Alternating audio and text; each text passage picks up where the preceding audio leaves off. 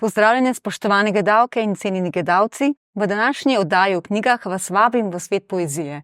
In v studiu lepo pozdravljam, v čast mi je in veselje, gospoda Marcela Štefančiča, avtorja zbirke pesmi z naslovom Vonj po življenju. Gospod Marcel, lepo pozdravljeni. In tudi jaz vas lepo pozdravljam in vse čestitljivo poslušalstvo in gledalstvo. Hvala, ker ste se odzvali našemu vabilu in se nam pridružili v studiu. Z veseljem.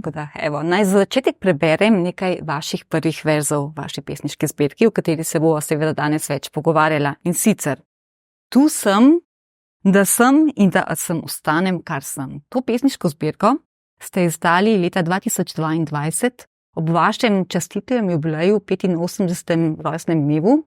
Aplavz in čestitke, tako da res. In ste tudi naslovili s takim zanimivim naslovom, simboličnim Vonj po življenju.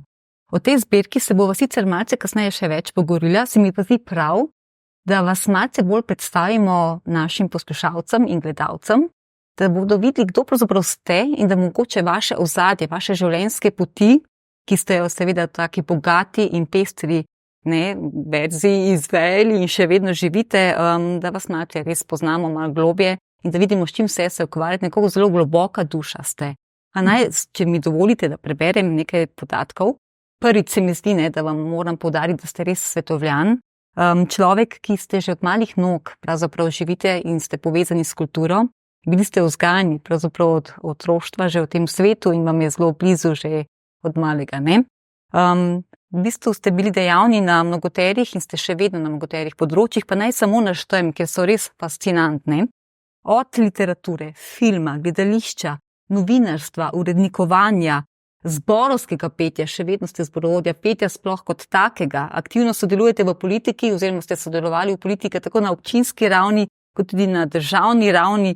Skratka, in konec koncev, če smem pripomniti še zadnjo, bili ste tudi učitelj, morda se to premalo nekako poudarja in ste bolj znani v drugih kulturnih krogih. Se mi pa zdi prav, da mogoče malo več poveste o svojem otroštvu, kje ste bili rojeni, kako je potekalo vaše otroška leta in kaj vas je pravzaprav zaznamovalo. Ampak predno bom o svojem otroštvu nekaj povedal, bom povedal še nekaj, kar ni nikjer napisano še, ne? Super. Da sem bil celo knjižničar. Prvi na Rogaškem, ki je knjige razporedil po mednarodni klasifikaciji. In to sem najprej naredil na šolski knjižnici, na šoli v Gornjem Logatcu, nakar še v šolski knjižnici v Dolnjem Logatcu in končno v tedanji ljudski knjižnici, kot smo rekli, Logatec. Takrat je bilo samo, mislim, da okrog 8,000 knjig. Ampak to je bilo moje prvo knjižničarsko delo, ki je na nek način tudi zaznamovalo to knjižnico. No, imenitno, če vas smem prekiniti, zato ker sva ugotovila, tudi po profesuri, vi ste slovenist, jaz sem slovenistka in tudi jaz sem bibliotekarka, knjižničarka in tudi vi ste knjižničar bili. Skratka, stva zelo kompetentna. Izvolite. Jaz sem bil samo priložnostno, ne? Ampak, kar zadeva moje otroštvo, moram tako povedati, torej izhajam iz tistega mediteranskega okolja, to je tam Koprščina, Tržaščina. Mi smo bili pravzaprav za mojega otroštva bolj povezani s Trstom kot s Koprom. Namreč Koper je bil, to je bil čas italijanske okupacije, Koper je bil zelo, zelo italijanski in tudi veliko profašističen. Veliko Trst je imel pa drugačno podobo. Trst je bil multiliteraren, torej bilo slovenstvo prisotno, italijanstvo, nemštvo, tudi judovstvo in tako naprej. In je Trst nas drugače potem sprejemal, tudi nas Slovence, in smo s Trstom razvijali, tudi nekaj svoj pogled na svet, smo dojemali, neko življenjskost, ki je bila večja, kot je bilo tam na neki vasi, Smo prišli v Trst, smo prišli v veliko mesto in ta veličina nam je dajala eno posebno moč, bi rekel, tudi potem za nadaljnje razmišljanje. Drugače pa doma smo bili seveda iz takole kmečkega okolja, delavskega. Mama se je ukvarjala z nekim pranjem perila v Trstu, oče pa malo zidaril, malo kmetoval. In od tod sem izšel. Doma pri nas je pa s pesmijo se je začelo jutro. Oče in mama sta bila oba dva zborovska pevca, cerkvena pevca, in se je pri nas začelo petje zjutraj. To je bila budnica, ne dobro jutro, ampak pesem. In to je prišlo vame, že takrat bi rekel, z mlekom materinim je prišlo to vame. In torej ljubezen do muzike, do vsega tega, kar je lepega, pravzaprav se je vame na ta način poselilo. Ene zdaj mimo glede, tako v oklepaju, če pa zjutraj ni bilo pesmi iz sobe ven, takrat so, nekaj pa ne bo dobro. Verjetno z mamo in oče sta zdaj pa tako malček na neki čudni nogi, da se pesem ne vratne. Hočem reči, to je bil en impuls zame, tisti impuls, ki me vedno usmerjal v neko humanistično, lepotno podobo sveta. In z tega sem se navzel, v tem sem rasel in potem razvijal iz teh majhnih drobnih klic takratnih svoj pogled na svet in tudi zapis samega sebe v ta svet. To vas je zaznamovalo in s tem ste se potem tudi izražali in nekako, Ja. Me pa zanima, ker je v vašem življenjepisu zelo pogosto, oziroma zelo je izpostavljena vaša ljubezen do Slovenije, do slovenskega naroda, ne samo do naroda, tudi do ljudi, do jezika, do kulture. Tudi to vas je zaznamovalo, se mi zdi tudi najbolj zaradi samega okolja, v katerem ste živeli. Ali lahko nekaj več o tem poveste, ker ste bili zelo aktivni in tako že sporni pri vašem učitelju, mislim, pri vašem dijaškem. Torej, takole, jaz moram reči, da sem šel v gimnazijo, takrat je bil še tisti star sistem gimnazije, se pravi, prvi razred se je šel v gimnazijo, to je bil danes recimo 5. razred osnovne šole, to je bila že nižja gimnazija. In potem v nižjo gimnazijo smo šli, seveda z enim strahom spoštovanjem, ker nismo nič vedeli, kaj to je sploh gimnazija in to. Potem tam smo požirali tisto znanje, pa vedenje, pa to, kar se nam je v glavo takole tlačilo. To je bila nižja gimnazija, potem je bila mala matura. Po mali maturi je bila pa višja gimnazija. Višja gimnazija je bila pa zahtevnejša stvar. In tam se je v tej zahtevnejši stvari začele pa v meni dogajati stvari, ki so uhajale ven iz tistega reda, ki ga je šola predpisovala. Mislim, predvsem tistega reda, ne mislim na disciplino, ampak na usmerjenost, ki je bila diktirana. Določene stvari me niso več zadovoljevale. Bilo je treba misliti na enak način, z istimi vatli, meriti vse. In to se mi nekako upiralo. Sem rekel, to mora biti na svetu še kaj drugega. Pa še nekaj drugega. Blizu nas, tam dol, ko smo blizu Kopra, ker sem hodil v gimnazijo, je bil Trst, kot sem že prej rekel. To ste rekli, In to je bil en drug svet, eno drugo življenje. Tudi tam so hodili v gimnazijo, pa so se tudi druge stvari učili. In nenadoma začelo to trkati vame. To, kar mi je on pripovedoval, moj sošolc, ampak sošolc iz Trdaške gimnazije, se ni ujemalo z vsem tem, kar sem tukaj prenasil. In tako so se mi stvari kazale kot dvosmerne, ena smer pa druga. Ja. In nisem videl, kaj bi potem v tem počel. In sem se moral odločiti, da sem nekako začel meriti svet s svojimi merili, s svojimi parametri. In to ni bilo lahko, ker sem že kot mladostnik prihajal velikokrat v konflikt z razmišljanji in predvsem pa z načrti, ki jih je imela šola. Tako da potem se je v meni pojavilo tole, kako bi rekel, nesprejemanje kar vsake stvari, kar a priori. Ampak sem hotel o vsaki stvari razmisliti. Izvrstno. In žal kot gimnazijalec, potem 5., 6. proti maturi, če dalje menj sem imel možnosti, da bi se dokopal do kakšne literature, ki bi mi odpirala še en drug svet. In ta literatura je bila pa spet na oni strani meje. Tam sem pa dobil. In tam sem se srečal recimo z imeni, ki so bila zame zelo presenetljiva, imena, ki so bila pa seveda pri nas tukaj nezaželena, ker se je smatral kot neka skrajna migracija, kot se je takrat reklo. Ampak to so bili ljudje, ki so imeli drugačen pogled na svet. In ta drugačnost me je pritegnila.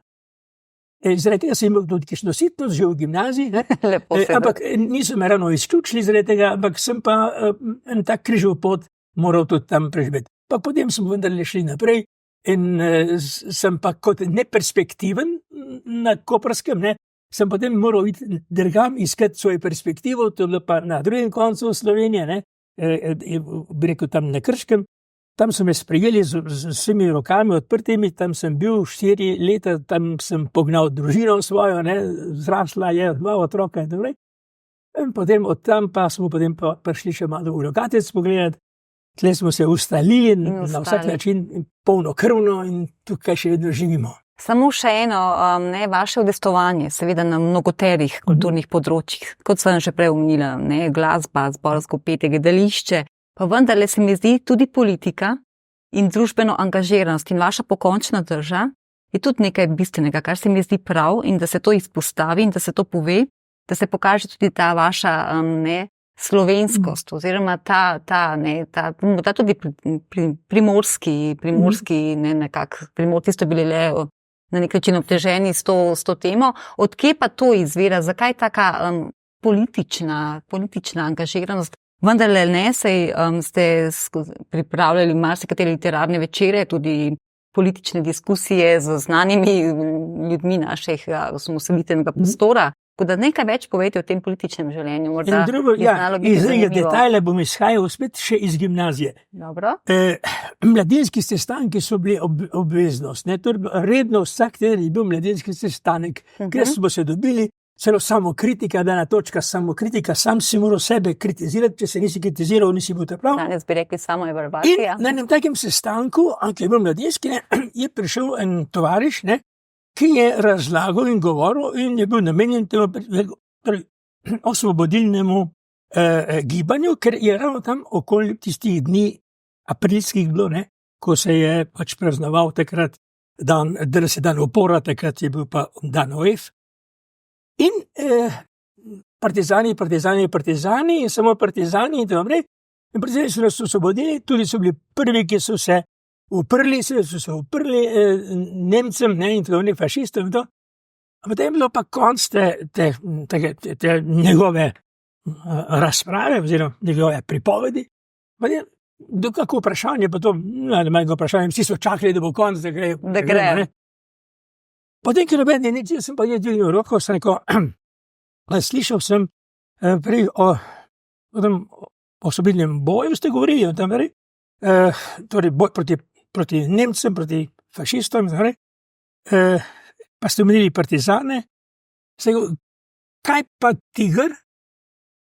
Ampak to je bilo, ko sem bil jaz v 6. razredu gimnazije, to je bilo tam leta 54, kaj pa Tiger? Zanimiva reakcija. On človek, ki je bil tam, je samo tako malo pomolčal, nekaj je rekel, sem hotel vprašati, če ima še kdo kako vprašanje. Je preslišal. Le zakaj? Potem, jaz sem še zmeri dvigoval roko, sem rekel, jaz še zmeri sprašujem, kaj pa Tiger. Potem pa je lahko končamo, in smo končali. Dobro. Ampak seveda to vprašanje, zakaj pa Tiger, je šlo pa na tisto mesto, kamor seveda, kjer so zbirali take neprimerne vprašanja, neprimerne pripombe in naprej. In potem se je že takrat malo začelo mene gledati na en poseben način, z nezaupljivostjo, In to so bili ti drobni koraki, ker sem vedel, da se je svet tudi drugače premikal in ne samo, kot smo imeli razlage iz dneva v dan. Kar se tiče pa tega odnosa kasneje pa do različnega političnega življenja, to je šlo preprosto tako, torej, prišla so leta 80, so bila po tistih znamenitih 70 letih, ki so bili dejansko svinčeni časi to, ker je bil vsaka beseda je bila narobe razumljena. V 80 se je pa začelo nekaj rahljati. In tisti čas sem ga jaz razumel tako, da je čas vendar nekih pobud, ampak z veliko opreznosti. In potem sem se lotil, pač sem en trik uporabil. bomo organizirali literarne večere. V Logatcu literarnih večerov ni bilo. Ni bilo, res je. In jaz sem potem začel, zbiral sem se pa take avtorje, s katerimi sem se tudi osebno poznal, hkrati sem povedal, da so lahko tudi sicer organizirani po politični liniji, ampak vendarle, da je to. Med njimi so bili recimo Tone Partlič, Ciril Zlobec, Igor Torkar, ne, in tako naprej, ne, cela serija teh ljudi. In pod pretvezo literarnih večerov smo mi začeli razvijati, ne, razmišljanje o slovenstvu. Super. Za nami je bilo že tista jedra, za skupna jedra in tako naprej. In od tod ven, vsi ti naši pisatelji, takratni pa pesniki, so bili pa ta jedra, torej jedra skupna so jim šla vsem na živce, ne, in so prav radi, recimo, to poudarili, to našo pozicijo slovensko. Ne. In tu smo dobili publiko. Ljudje, ko so slišali, kaj se mi pogovarjamo na teh literarnih večerih, ne, so potem kar množično hodili. Ne. Seveda so bili tudi tisti, ki so bili uradno tam poslani. Ne. Jasno. Ampak vendarle, ker smo pa zbirali, recimo smo povabili Zlobca, Zlobec je bil pa takrat celo v komiteju, ne, mislim, tam republiškem, ne, CK-ja, ne. Kaj pa to, ne? In sem taka imena zbiral, ne, tudi Partlič ni bil problematičen pesnik. Igor Torkar malo bolj, ki je šel tudi skozi tam določene procese, ja. Ampak tako smo mi to pot utirali, ne, to razmišljali in pripravljali, recimo, in potem se je tudi pojavil počasi že Marjan Geuheli, ki je prišel zraven, ne, in smo potem pa skupaj z njegovo pomočjo, ki je bila pa zelo inventivna tudi, ne, pelali stvari naprej in se nam je začela pomlad podujati, ne, in to pomlad sva zagrabila oba dva, pa še somišljeniki, in smo potem uspeli v Logatcu narediti prvi zbor, torej za slovenstvo, na eni strani predstavniki ZK, na drugi strani predstavniki novih pojavljajočih se strank. Izvrstno. In to je šlo v svet, v Jugoslavijo, in je bila Jugoslavija zelo navdušena nad tem, ne? Seveda ne, obratno. Ja, bi rekla. Ampak tako smo mi zastavili stvari. In potem ni čudno tudi, da sem potem, ko sem bile pa volitve, ne, v državni zbor, ste bili tudi vi, ne? Da sem bil pravzaprav med 5 kandidati izvoljen v prvem krogu, torej sem bil izvoljen, ne? Torej, ker prvič so poznali torej moje hotenja, moje bi rekel,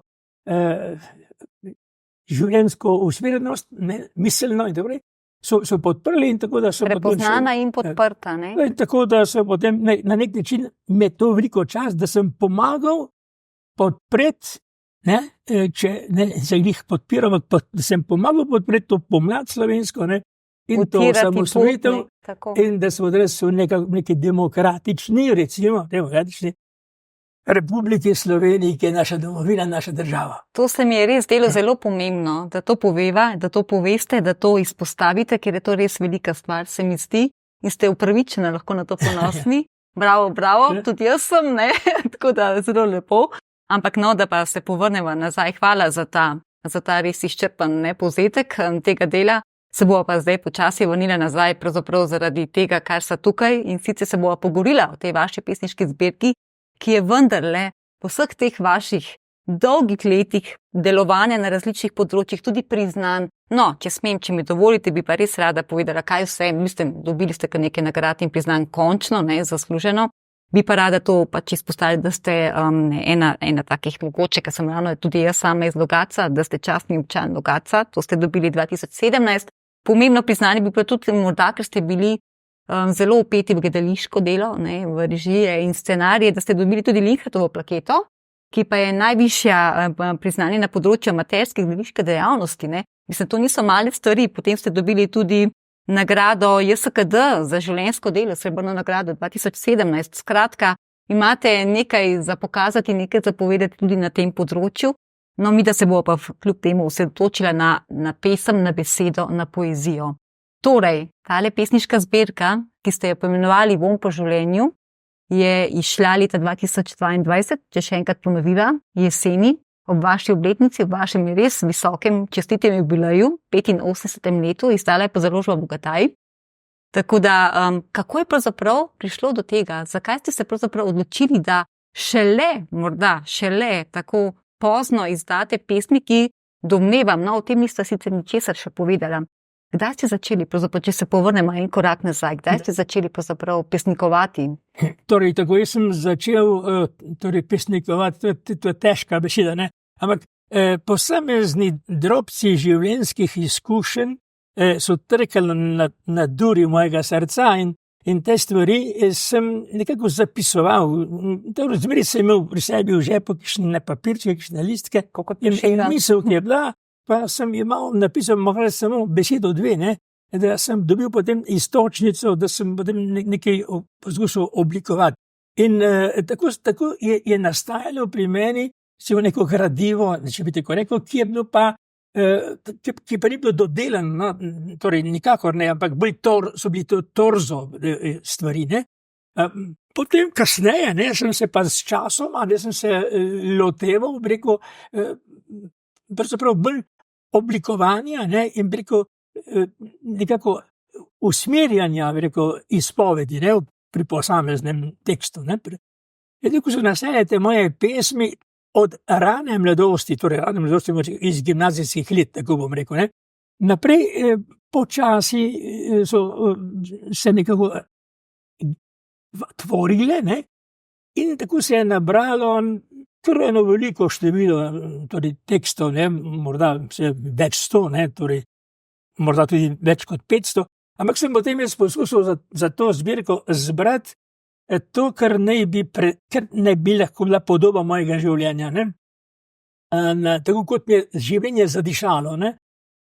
In tako ta vonj po življenju, ki me je prevzel, ne, že od nekdaj, ker videti stvari in slišati stvari, ne, je zelo lepo, ampak še bolj individualno, še bolj osebnostno je, če stvari začutiš z vonjem, ne, če stvari zadišijo. In meni so stvari zadišale, tako da sem je, recimo, vonj po iskanju, vonj po ljubezni, vonj po radostih, ne, vonj po upanju in končno potem se vonj po dogorevanju. To so potem nastali 5 ciklov, ne, ki sem jih potem poskušal nekako takole usmeriti, ne, v to zbirko, ki mi jo je z veliko ljubeznivosti, za kar sem mu zelo hvaležen, gospod Damjan Bogataj tudi potem sprejel v izdajo in založbo in tako je knjiga potem svoj beli dan dosegla. Je pa to neke vrste moje življenjsko sporočilo. Tako, ki ste ga nekako razdelili v 5 ciklov, ja. Kot ste omenjali, in bova morda malce več potem spregovorila o vsakem posameznem ciklu. Najprej samo povem, kako ste jih naslovili. In sicer so Med iskanji, K enosti, Razgreta radost, Žarišče upanja in pa Dogorevanje, kot ste sami rekli. Pa bi vas kar prosila, da se skupaj sprehodiva po teh vaših ciklih in po teh vaših razmišljanjih in doživljanjih sveta samega sebe. Pa začniva morda kar, ne, če imamo že iskanja, pa začniva za iskanji. Kaj ste vonjali? Kaj vam je prinašala ta tematika iskanja? Kakšen vonj? Iskanje je eno od prvobitnih dogajanj v človeku. Morda se tega zelo premalo zavedamo. Jaz zelo rad dam zbriti ta primer, ne? Otrok, dojenček, torej tisti, ki je še pri materinem naročju, ne? Išče. Kaj išče? Prsi. Išče, torej iskanje, ne? In potem je iskanje, nenehno je iskanje naprej, ne? Na različnih področjih, različno kaj vse lahko iščemo, ne? Zato sem v teh, torej nekaj motivov, ne, poiskal, ki izpovedujejo, ki povezujejo, ta izpoved, torej, pri iskanju, ko ti zadiši to, kar iščeš, ne? In tega iskanja je dosti, kot pravim, že od najmlajših trenutkov, pravzaprav pa do smrti. Ne? Iz dneva v dan se ponuja svet in v tem svetu iščeš. Dokler ne najdeš pa tako in tako nikoli ne. Tako je. Nenehno iskanje, raziskovanje. To je bilo med iskanjem. In tukaj sem potem nabral en tak nabor pesmi, ki so mi zdeli recimo dosti primerne za ta cikel, ne, ki sem mu dal naslov Med iskanjem. Nam morda lahko poveste, preberete. Ja, recimo tale da malce dobimo vtis, kakšno poezijo vendar razkladate. Da je pove veliko o tem, Prosim. o tem iskanju. Ne?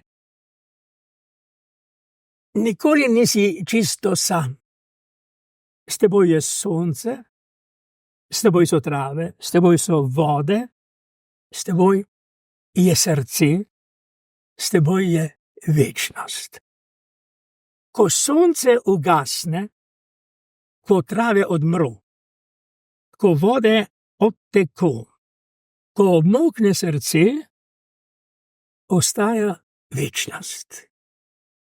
Za novo sonce, za nove trave, za nove vode, za novo srce. Nikoli nisi čisto sam. Izvrstno. Krasno. A bo kar nadaljevala potem med naslednjemu ciklu, Ja. ki ste ga pa poimenovali k enosti, se lahko morda potem navežete. Torej, človek, Bog, ko je ustvaril človeka, ne, je radimo gotovo, da ni dobro človeku samemu biti. To je dobesedni citat, ne, iz prve Mojzesove knjige. In je ustvaril seveda še možinjo, kot pravi tudi tekst iz istega poglavja, torej žensko ženo, ne.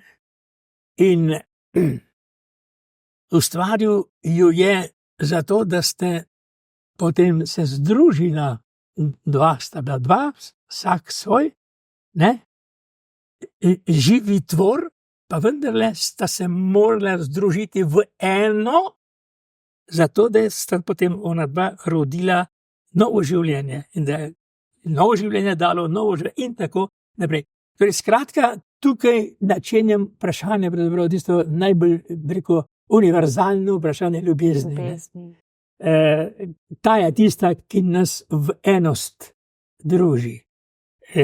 Ta kot vsakogar, da ne rečem mnogo koga, kot vsakogar, je tudi mene močno prijela, ne?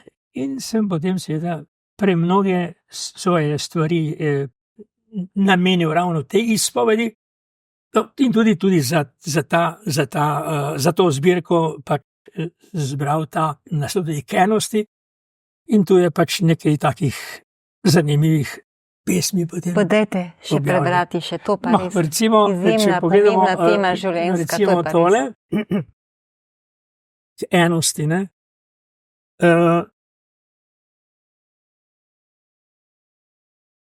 Bil prazen je čas, kakor jalov klas, kot moževen sad, brez obetov in nad. To je en svet, ne? Zdaj pa, to je eno, zdaj pa drugo.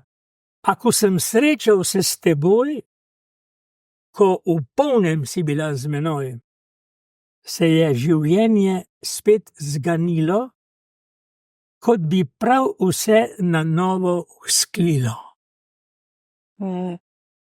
Torej, to je, rekel, čudež ljubezni, ki nam daje moč, da premagamo najtežje stvari in da ustvarjamo novo življenje. Ne? Zato, mimo v oklepaju, sem srečen, da poznam dva spola. Ja, zelo lepo, zelo dobro povedano. Ja. Dobro. No, sicer je naslednji cikel naslov, ste ga naslovili Razgreta radost, pa bi ga jaz malce preskočila, zakaj bom potem povedala na koncu, pa bova nekako šla na četrti del, in to je sicer žarišče upanja. Kaj pa v tem ciklu vonjate? Torej, zdaj ta življenjsko zelo razširjena modrost, ne, je zelo znana in stara, ali pa prestara, ne. Upanje umre zmeraj zadnje. Ne. To je sicer ena pomembna resnica, ampak upanje je generator življenjske volje, življenjskega hotenja, življenjskega iskanja in življenjskega napredka. Brez upanja bi bili mrtvi. Bi ostali tam, kamor nas je stvarstvo postavilo v prvi Mojžisovi knjigi. Ne? Ampak upanje, da se svet lahko razvija, da se človek lahko razvija, in predvsem v dobrem. V dobro stvar. In to upanje je prenasičeno, bi rekel, v našem življenju. Vsak trenutek našega življenja je prepoln upanja. Bohvar, če ga ne bi bilo. Ne? Midva tukaj ne bi sedela zdaj, če ne bi bilo upanja. Midva sva upala, da bo imela tukaj en lep tak dogodek, en posnetek nekega pogovora. In sva upala, da bo nekaj dobrega razlo iz tega. Zdaj, upam, da bo, ne? Ampak upam, zaprem, da upam. Ne? In tako je tudi nastal cikel, ne? Iz upanja, ki je večno prisotno, ne samo na zadnje umre, ampak rodi se z nami upanje, ne? In potem z nami živi. Dajte nam preberite še kakšno pesem iz tega cikla. Ja, recimo morda bo ta dobra, ne? Dajmo, da jo najdem, ne?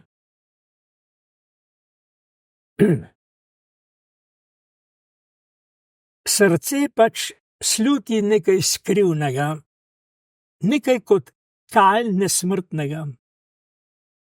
Srce odreka se praznoti niča, da bil bi novega življenja priča. Srce že pluje proti zornični obali v pristan, kjer polnost se zrcali. Za to pesem vem, da vam veliko pomeni, če ni celo morda ena vaših najljubših, a ne, da iz te knjige. Je tako, ne? Ja, ker nekako Zakaj? Ja, zato, ker je v meni pognala ob teh razmišljanjih posebna kri. Ne? Kri, ki poganja, bi rekel, upajočega človeka v svet današnjega in jutrišnjega dne, ne? Ampak upanje ostaja še naprej, da se bo na oni strani naše obzornice, ne, zasijalo, recimo, in ozrcalilo to, česar, kot je rekel, mislim, da Pavel, ne, česar okošeni videlo in uho ni slišalo. Tako. Izvrstno bolje ne bi morali povedati, res imenitno. Potem pa pojdiva še k četrtemu ciklu, ker petega bova sva pustila nekako na koncu, je pa dogorevanje. Ja, to je dogorevanje. Torej, skratka, ko grejo stvari počasi v življenju proti kraju, ko življenje začne pešati, ko življenjske moči se upirajo umiranju, odpadanju. Ampak to upiranje je, kako bi rekel, brezupno, ne, ker pač umakniti se je treba v življenju, pride čas in takrat, ko pač bo prišel čas, ga je treba sprejeti, kakor smo sprejeli iskanja, kot smo recimo sprejeli ljubezen, kot smo sprejeli upanje, ne, in tako pač sprejemamo tudi čas slovesa, za katerega ne vemo ne ure, ne dneva. Prosim. Ja, recimo, da bi morda za to priložnost tale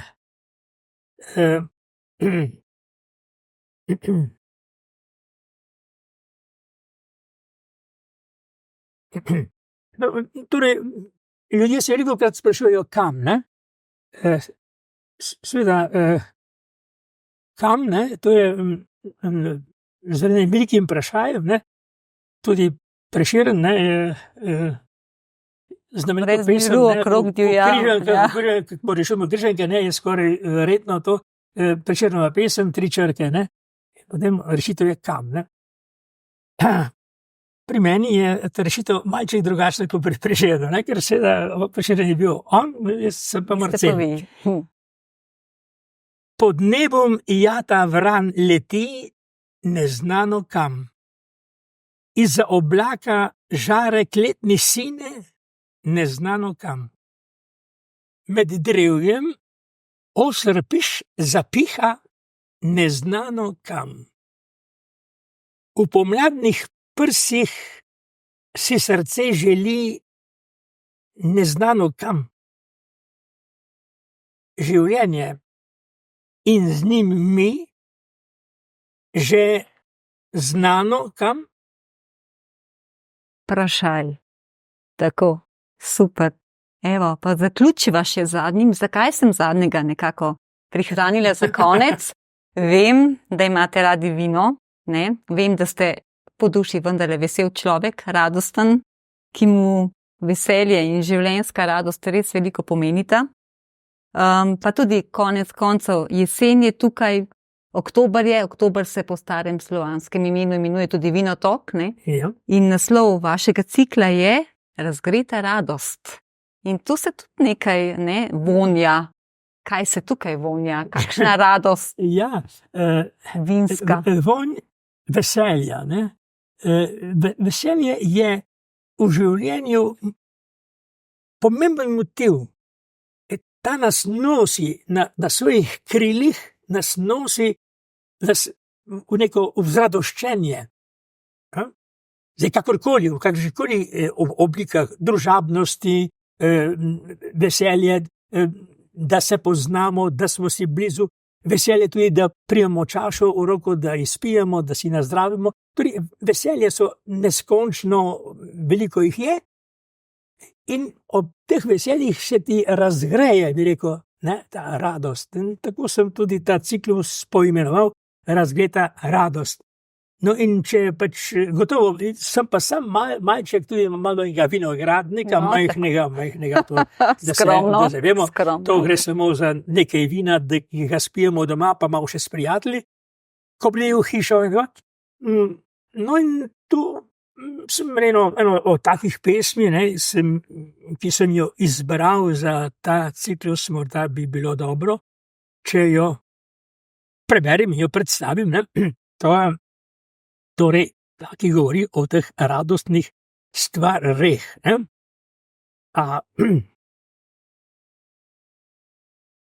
Zdaj si predstavljate, da smo zdaj imam čas. v družbi, ne, pogrnjena miza, Vizualiziram. vrč vina, belega, ne, ker zdaj mora biti samo belo vino, ne, Dobro. in čaša, tukaj je pa čaša. Prav vsako pot in vse povsod ponavljam, da nazdravljam rad v ljubezni zbranim. In saj še zdaj ta hip, kot srčni vzgib, beseda blaga, vse nadvse draga, izziva brez priziva, srečno pot, tja pot visok obok življenja. Zato, prijatelji, bodimo res Prešerni, nazdravimo ljubezni na eks, velja do dna. Živonej se oglaša pesem naša, saj tale menda ni poslednja čaša. Na zdravje. Izvrstno, Ja. krasno. In tudi imenitno interpretirate svoje pesmi, tako da že to je sam doprinos zraven, da vas slišimo v živo brati, ne samo da beremo, Ja. ne sami. No, ampak vendarle morava pa še pri vaši zbirki omeniti, saj po mojem osebnem mnenju je veliko delo opravil tudi oblikovalec knjige, ki je na nek način, skoraj da bi lahko rekli, soavtor ali pa dopolnjuje, izpolnjuje vašo vaša besedila in vaše pesmi. Gospod arhitekt je Igor Resnik, tudi na nek način neki tihi iniciator, da je pravzaprav pesniška zbirka dejansko zagledala luč sveta. Imam prav? Ja, zelo prav. Moram reči, da je on zelo botroval tej zbirki. Mi sva sodelovala pri raznih njegovih, pri njegovih tudi pri mojih projektih, ki so se tiskali, sicer druge, pa z drugačno vsebino, imela bolj taka domačijska vsebina, ampak je dostkrat sva pri več knjigah bila skupaj in vsakič, ko sva skupaj sedela, kaj modrovala, pa dejte iz tistega vašega fundusa, dejte zbrati, dejte izdati neko zbirko, ki imate lepe stvari, pa dejte, in od tega dejte, dosti, ne. Tako da moram reči res, da je kar malo botroval. Torej, tako da ima kar neki zaslug, bom rekel, za to, da sem se odločil, namreč, da sem rekel, no, pa vendarle bom, naredil to. Igor Resnik, in je rekel, da takrat, ko bom jaz, torej se za to odločil, da računa na to, da bi bo lahko knjigo opremil, in to. Sem rekel, zdaj sicer založniki in izdajatelji verjetno imajo tudi svoje želje, tudi svojo voljo, zdaj to ne moram jaz presegati, torej, da boš pa ti oblikoval te knjige, jaz z vsemi 4 spremem, No in potem je pač to pripravil je to in tudi potem pokazal založniški hiši in pač založniška hiša je to sprejela, tako kot je fant to pripravil, in tako je knjiga išla, rekel, na svojevrsten način, oblikovana. Je pa knjiga, ima pa eno, rekel, neke vrste tiho sentenco, in sicer sporočilo, odkot sem jaz doma, odkot izhajam.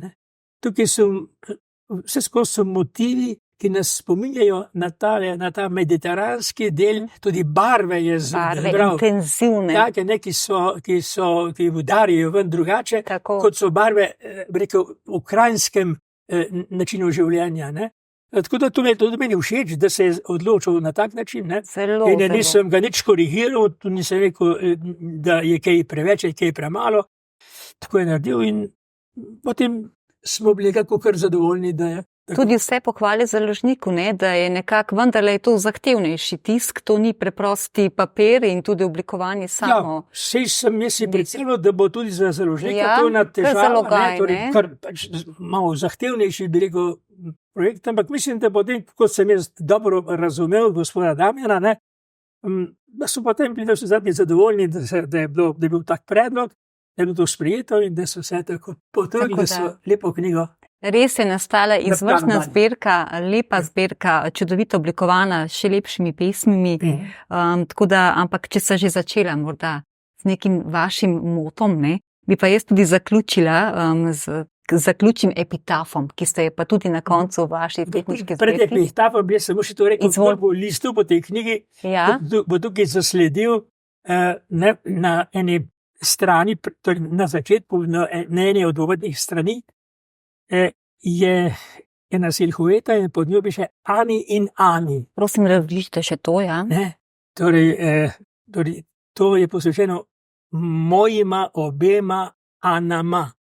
Ani, ki smo ji rekli Nuša, ki je moja prva žena, pokojna, Bog ji da miri počivati, in druga Ana, ki je nasledila prvo Ano in ta me spremlja še zdaj v življenju in obema sem neskončno hvaležen.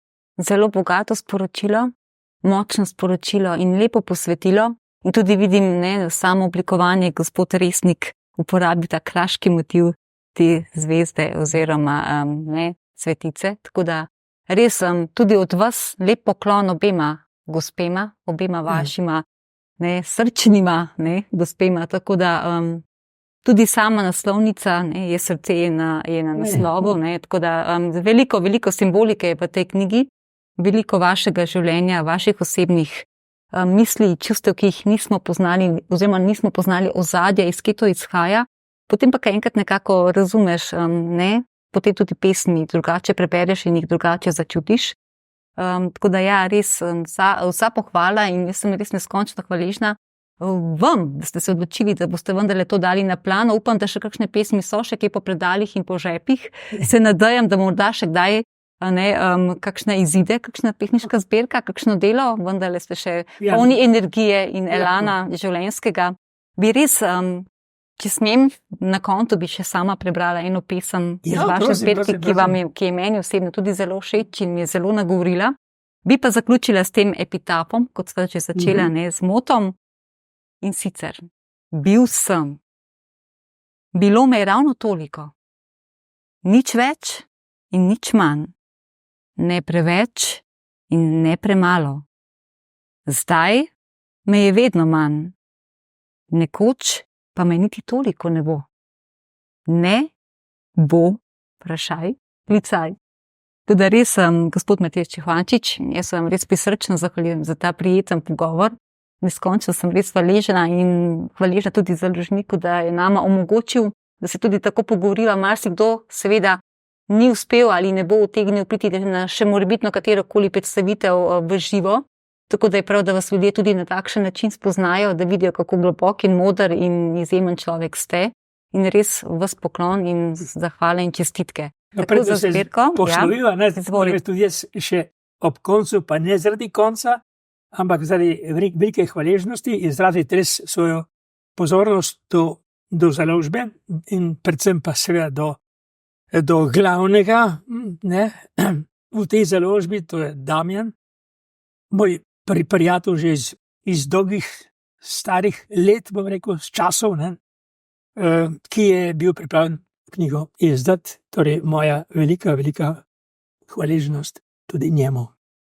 Ob tej priliki, Ja, res in je res tudi, seveda, oba sta opravila, vsi trije, pravzaprav če omenim še gospoda Resnika in še vsi ostali ste res opravili izjemno delo in se mi zdi res prav, da ste v tem vašem res bogatem življenju, polnem življenju, izpolnjenem življenju vendarle dali na plano tudi ta delček neke tiste vaše osebne note, esence, bistvenega razmišljanja o življenju, ta poezija, saj veste, Poezija je lepota, poezija je ljubezen in s poezijo nekako svoje življenje tudi omehčamo in se v njo veliko lažje se z njim nekako prebijamo. Tako da lepota besede in tudi občutenje res. Poezija je podobna večnosti. Tako, res je. Pa naj zaključim res še, da sama preberem eno vašo pesem. Toliko. Naslov je pa Čudeži. Ne obupuj, nad ničemer ne obupuj. Nad nikomar ne obupuj in nad seboj ne obupuj, pa nad tem dnem ne obupuj. Vsak dan je čas za čudeže. Tudi midva sva danes, se mi zdi, upam, da ustvarila kakšen čudež. Tako da res vam želim, ohranite res svojo srčno življenjsko energijo in radost, srečno in vse dobro. Vam, spoštovane gledalke in cenjeni gledalci, pa hvala za pozornost in nasvidenje.